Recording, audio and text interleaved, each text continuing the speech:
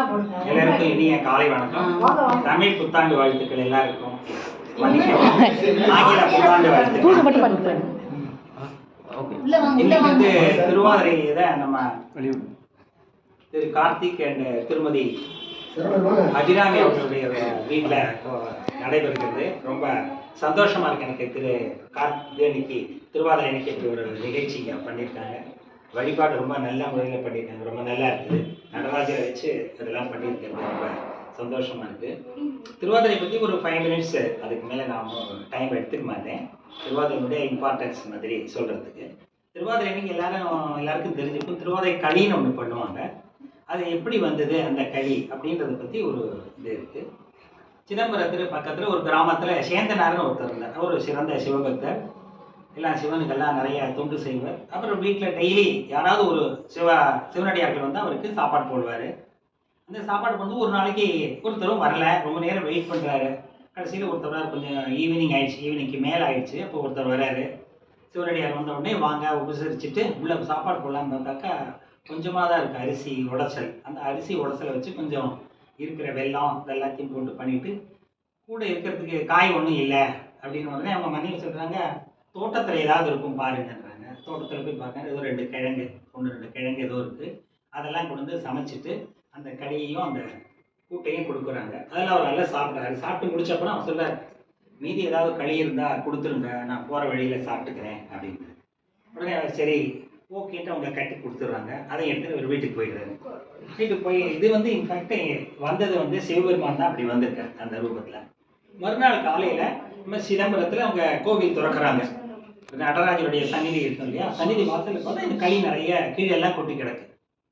அவர் வந்து அந்த அந்தணர்கள் எல்லாம் என்னடா இது இவ்வளோ நல்லா இருக்கிற இடத்துல போய் இப்படி அசிங்கமாயிடுச்சு அப்படின்னு சொல்லிட்டு நினைக்கிறாங்க. நம்மளுக்கு வந்து தவறா யாராவது நடந்துட்டோமோ அப்படின்னு நினைக்கிறாங்க. அப்போ அசிரீரியா சிவபெருமான் சொல்றார், இல்லை சேந்தனார் வீட்டில் நேற்றுக்கு நான் களி சாப்பிட்டுட்டு வந்தேன். அந்த களியினுடைய மிகுதி தான் இங்கே எல்லாம் போட்டிருக்கு. அது நான் வந்து சாப்பிட்ட மிச்சம் தான் இங்கே எல்லாருக்கும் போட்டிருக்கேன் அப்படின்னா எல்லாருக்கும் ரொம்ப சந்தோஷமாயிடுது, ஆச்சரியமாயிடுது. சேந்தனார் யாருன்னு அவங்களுக்கு தெரியல. ஆனால் அன்றைக்கி வந்து திருவாதிரை நடராஜர் எடுத்துகிட்டு தேரில் வைக்கணும். அதனால நடராஜரை எடுத்துகிட்டு அவங்க போகிறாங்க. தேர் எடுத்துகிட்டு போகிறது. தேர் வந்து ஒரு வீதியாக போகும்பொழுது ஒரு வீதியில் அது வந்து மாட்டின்றது சக்கரம். அதுலேருந்து எழுந்திருக்க முடியல. எவ்வளவோ இழுத்து பார்க்குறாங்க. யானையெல்லாம் வச்சு இழுக்கிறாங்க. அப்புறம் மல்லர்கள்னு சொல்லுவாங்க, அவங்களெல்லாம் வச்சு தள்ளி விடுறாங்க. தள்ள முடியல. எல்லாருக்கும் இதுவாக போச்சு. அந்த இவங்கெல்லாம் சிவாச்சாரியர்கள்லாம் நினச்சிக்கிறாங்க நம்ம சுற்றி வந்து மத்தியானத்துக்குள்ளே கோவிலில் கொண்டு சேர்க்கணும் நடராஜரை, ஈவினிங் அபிஷேகத்துக்கெல்லாம் பண்ணணுமேன்னு சொல்லிட்டு ரொம்ப வருத்தமாக இருக்காங்க. அப்போது அவர் சிவபெருமான் அசிரீரியாக சொல்கிறார், சேந்தனாரே பல்லாண்டு பாடுக அப்படின்றார். உடனே கூட்டத்துக்குள்ளேருந்து அப்போ தான் அவர் வெளியில் வர்றார். அப்போ தான் இந்த சிவாச்சாரியர்களுக்கெல்லாம் தெரியுது சேந்தனார்ன்றவர் இங்கே இருக்கார் சொல்லிட்டு. உடனே அவரை கூப்பிட்டு அவருக்கு மரியாதையெல்லாம் பண்ணிவிட்டு அவர் 11 பாடல்கள் பாடுறார். பாடல்கள் பாடின உடனே தானே தேர் அசைஞ்சு வெளியில் வந்து இந்த மாதிரி யாருமே தூக்கவில்லை, யாரும் இன்னும் அசைவம் கொடுக்கல, அது தானாக எழுந்து வெளியில் வருது. அப்புறம் தான் இவருடைய சேந்தனாருடைய பக்தியினுடைய திறமை எல்லாருக்கும் தெரியுது. ரொம்ப சந்தோஷமா இருக்கு. இப்படி 11 பாடல்கள் அவர் பாடியிருக்காரு. பல்லாண்டுன்றது எல்லாரும் வந்து பெருமாளுக்கு தான் பாடுவோம் நம்ம சொல்லுவோம். ஏன்னா திவ்ய பிரபந்தத்தில் வரும் பல்லாண்டு பல்லாண்டு நூறாயினா அவருக்கு தான் சொல்லுவோம். ஆனால் சிவனுக்கும் பல்லாண்டு அவர் பாடியிருக்காரு, 11 பல்லாண்டு. அதுதான் இப்போ ரொம்ப விசேஷமான திருவாதிரைக்காக உள்ளது இந்த பல்லாண்டுன்றது. திருவாதிரை களி ஒருவா களி அப்படின்னு நம்முடைய முன்னோர்கள் ஒரு வாக்கியம் சொல்லியிருக்காங்க, பழமொழி.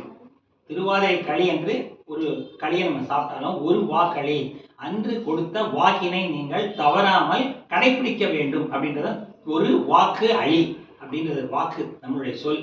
அந்த இதை வந்து உண்மையை எப்பொழுதும் வந்து காப்பாற்றணும் அப்படின்றதுக்காக திருவாதிரை களி ஒரு வா களி அப்படின்ற ஒரு பழமொழியை நம்ம முன்னோர்கள் கொடுத்துருக்காங்க.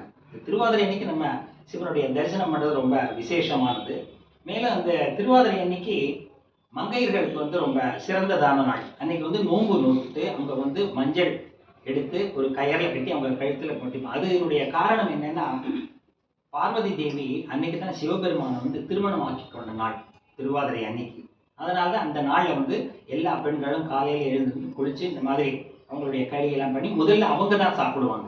அந்த கயிறை கட்டி கொண்டு அவங்க தான் சாப்பிடுவாங்க. லேடிஸ் தான் ஃபர்ஸ்ட்டு.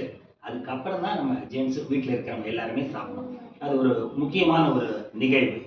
அதுக்கப்புறம் இந்த நிகழ்ச்சி வந்து தாருகாவனம்னு ஒன்று இருந்தது. அதில் வந்து இருக்கிற முனிவர்கள்லாம் சிவபெருமான் ஒன்றும் பெரிய ஆள் இல்லை, நம்ம தான் பெரியவங்க அப்படின்னு நினச்சிட்டு ஒரு யாகம் பண்ணுறாங்க. இப்போ சிவபெருமான் வந்து இவங்களுடைய கர்வத்தை அடக்கணும்னு சொல்லிட்டு ஒரு பிட்சாடனர் ஒரு உருவத்தில் வரார். ரொம்ப அழகான ரூபம் எடுத்துட்டு வரார். அப்போ அந்த முனிவர்களுடைய மனைவியெல்லாம் இவருடைய அழகை பார்த்து மயங்க அவருடைய பின்னாடியே போயிடுறாங்க. இந்த முனிவர்களுக்கு ரொம்ப இதுவாகிடுது, என்னடா அது நம்ம மனைவிகள் போய் இவர் பின்னாடி போகிறாங்களே சொல்லிட்டு அந்த ஹோமம் பண்ணுறாங்க இல்லையா, அந்த வேள்வியிலேருந்து ஒவ்வொரு ஐட்டமாக வெளியில் வருது. ஒரு முதல்ல ஒரு பெரிய தீ பிழம்ப இவரை அழிக்கிறதுக்காக அனுப்புகிறாங்க. அவர் அதையே அடைக்கி தன்னுடைய கையில் பிடிச்சிக்கிறார். தீ வச்சுட்டு இப்போ உங்களுக்கு எல்லாம் தெரிஞ்சிடும். அதுக்கு அடுத்தது மான், ஒரு 2 கொம்புடைய மான் அனுப்புகிறாங்க. அந்த மானையும் அழித்து தன்னோட கையை பிடிச்சின்றார். அப்புறம் மழுன்னு ஒரு ஆயுதம், இப்படி ஒரு 9-10 ஆயுதங்கள் அனுப்புகிறார். அப்புறம் முயலகன் ஒருத்தர் கடைசியில் அனுப்புகிறாங்க. இந்த முயலகன் அவர் ரொம்ப கருப்பாக இருப்பார். அவர் இவரோட சண்டை போடும்போது அவரை அடக்கி இவர் காலில் அடியில் வச்சுருந்தார். நீங்கள் பார்த்துருக்கீங்களா, நடராஜர் சிலை கீழே ஒரு பையன் மாதிரி ஒருத்தர் இருப்பார், அவருடைய கருப்பாக இருக்கும், தான் முயலகன்னு பேர். அதை அடக்கி பண்ணிட்டார். அது வந்து இந்த திருவாதிரை அன்னைக்கு நிகழ்ந்தது. அதுக்கு உடனே அவர் வந்து நடனம் ஆடுறார். அதுக்கு வந்து ஆனந்த நடனம்னு பேர். இதில் சிதம்பரத்தில் ஆடக்கூடிய நடனத்துக்கு பேர் ஆனந்த நடனம். இதெல்லாம் அடக்கின உடனே அவ்வளோ அழகான ஒரு புன்சிரிப்புடன் அவ்வளோ அழகான ஒரு நடனம் ஆடுறாரு. அதுவும் இந்த திருவாதிரை அன்னைக்கு நிகழ்ந்தது. அதனால தான் திருவாதிரையை வந்து ரொம்ப சிறப்பாக எல்லாரும் கொண்டாடுறது. எல்லா கோயில்களையும் நடராஜர் இருந்தால் அந்த சிவனுக்கு அன்னைக்கு அபிஷேகம் பண்ணுவாங்க. நடராஜருக்கு வந்து வருஷத்துல 5 நாள் தான் அபிஷேகம் பண்ணுவாங்க. மற்ற நாள்லாம் வெறுமன் அப்படியே அலங்காரம் மட்டும் தான் பண்ணி வச்சிருப்பாங்க. உங்களுக்கு தெரிஞ்சுக்கும் உத்தரகோசமங்கை, அங்கே மரகத நடராஜர் இருக்காரு. அது வருஷத்துக்கு 1 நாள் தான் அதை திறப்பாங்க. அது சந்தன காப்பு போட்டிருப்பாங்க. அந்த அது திருவாதிரைக்கு முதல் நாள் வந்து அதை சந்தன காப்பெல்லாம் கலைச்சிட்டு மேலேருந்து ஃபுல் அபிஷேகம், எல்லா விதமான அபிஷேகம் பண்ணுவாங்க. பண்ணி முடிச்சு போனால் அதிகாலை, அதாவது நாளைக்கு காலையில் 3 மணிக்கு வந்து திருப்பி சந்தன காப்பு சாட்சி வச்சிருவாங்க. அப்புறம் அடுத்த வருஷம் தான் அதை திறப்பாங்க. அது 1 இயர் அப்படியே இருக்கும் அந்த மரகத நடராஜன். அது அவ்வளோ ஒரு சிறப்பு வாய்ந்தது இந்த திருவாதிரை நாள். அந்த திருவாதிரை நாளுக்கு வந்து நிறைய சிறப்பு இருக்கு, நம்ம சொல்லிகிட்டே போகலாம்.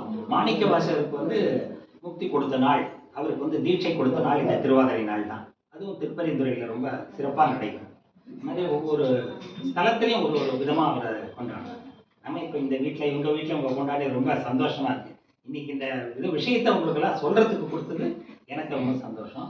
அந்த திருவாதிரை அன்னைக்கு இந்த தேர் போகும்போது யாரெல்லாம் வந்தாங்கன்றது ஒரு பாடலாக பாடியிருக்காரு சொன்னேன், சேந்தனா 11 பாடல்கள். அதில் ஒரே ஒரு பாடல் மட்டும் 4 லைன் தான் அதை பாடல்.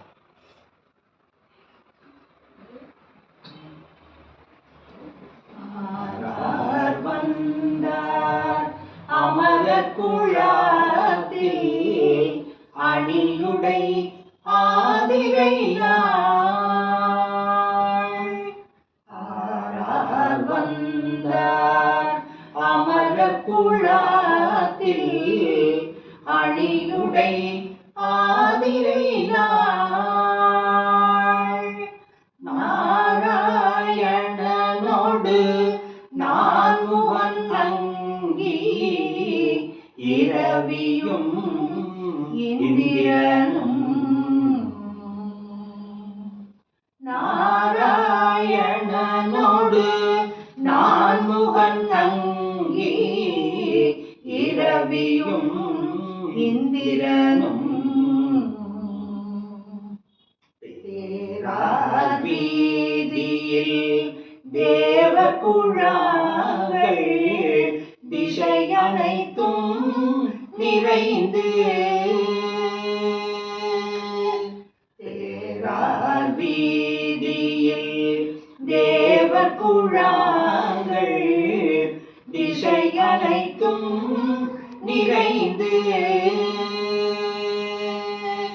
பாரா தொல் புகழ் பாடியும் பாடியும் பல்லாண்டு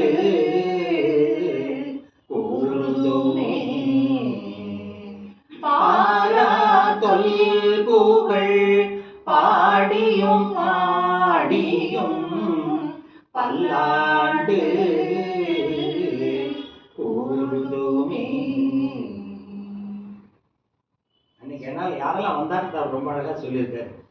திருமால், அப்புறம் வந்து பிரம்மா, சூரியன், சந்திரன், இந்திரன், அப்புறம் தேவர்கள் எல்லாம் அங்கே உள்ள வந்து குழுமிட்டாலும் அவங்களுடைய கும்பல் தான் அதிகமாக இருந்தது அந்த தேர் ஓடும் பொழுது. அப்போ அவருடைய பாடல்கள் எல்லாம் பாடி நடனம் ஆடி எல்லாம் பண்ணுறாங்க அப்படின்றத ரொம்ப அழகாக சொல்லியிருக்காங்க. இந்த மாதிரி 11 பாடல்கள்.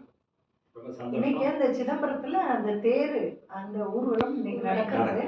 அதுக்காக ஒவ்வொரு இதுக்கும் எல்லா சுவாமியும் அங்க வந்து சுவாமி நடராஜரோட நடனத்தை பார்க்க வந்தா ஐதீகம். என்னாளுடைய சிவனே போற்றி. எந்நாட்டவர்க்கும் இறைவா போற்றி. சைலை மலையானே போற்றி போற்றி. ஏகும் பக்தரை எந்தாய் போற்றி. பாகம் பெண்ணுரு ஆனாய் போற்றி.